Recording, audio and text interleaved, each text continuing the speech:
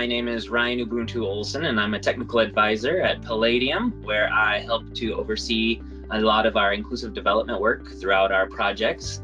Recently, I had the chance to attend a Facebook Gender Data 101 Impact and Innovation series, in which I was a featured speaker along with a number of our Palladium colleagues. The series explored the importance of utilizing gender data across development programming and how use of such data could help us to triangulate problems, but also innovations in solving the world's most pressing problems. For me, gender and data is somewhat of a mixed bag, a mixed blessing. On the one hand, having good gender data is really important to understand the macro implications of the issue at hand. However, but they're not sufficient. And sometimes the call for data and understanding the extent to which women and men are not equal can actually lead to inaction. And so therefore, I think we have to approach data collection and the need for data collection with some caution.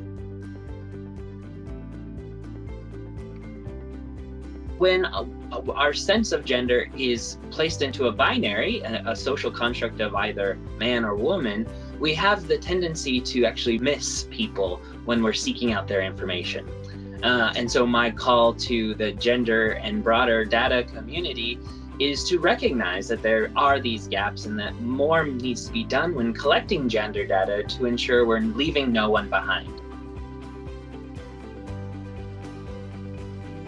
Under the Data for Implementation project, which is a PEPFAR-funded USAID-managed global project, Palladium, along with our partners at Frame, analyzed existing population-based household survey data from the demographic and health surveys and the population-based HIV impact assessments in Eswatini, Mozambique, and Haiti to characterize the profiles of girls at risk for HIV, to really understand at a granular 1 kilometer square level where at-risk AGYW are located within a district or a region in a country.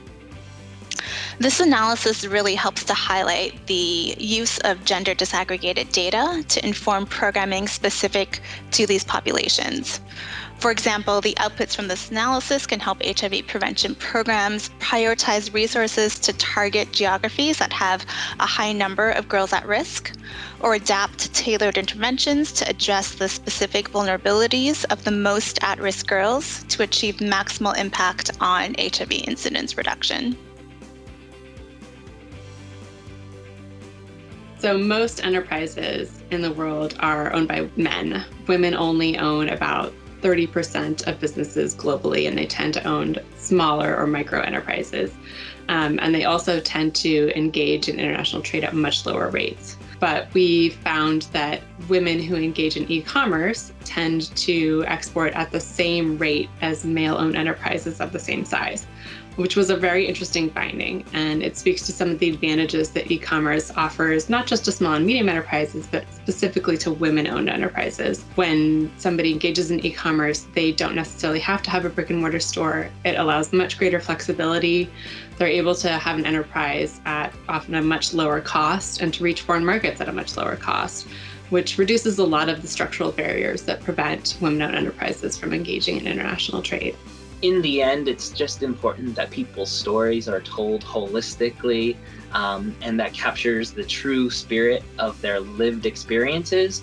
Otherwise, we're just putting a Band-Aid on a solution that will kick it down the road. So that's the importance of why we need to consider all people in all contexts around the world, in all their complexities.